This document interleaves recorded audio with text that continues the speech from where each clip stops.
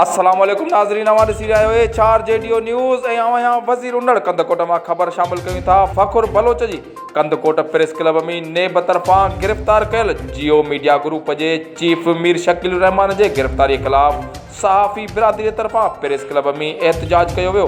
एहतजाज में शामिल प्रेस क्लब के सदर पीर बख्श भंगवार, जनरल सेक्रेटरी राजा गोपीचंद, अली हसन मलक, मसूद आलम सुमरो, गालिब बलोच, हफीज़ मलक, बका मोहम्मद भंगवार, गुलाम रसूल मीरानी, गुलाम यासीन लाशारी, ममता सिंधी, अहमद मुगल, मीर अकबर भंगवार, फ़खरुद्दीन नसीरानी ऐं ॿियनि चयो त नेब मीर शकील खे इंतकामी कार्रवाई करे गिरफ़्तार कयो आहे ऐं आज़ाद सहाफ़त ते वार आहे ऐं असीं उन अमल जी सख़्त लफ़्ज़नि में मज़म्मत कयूं था।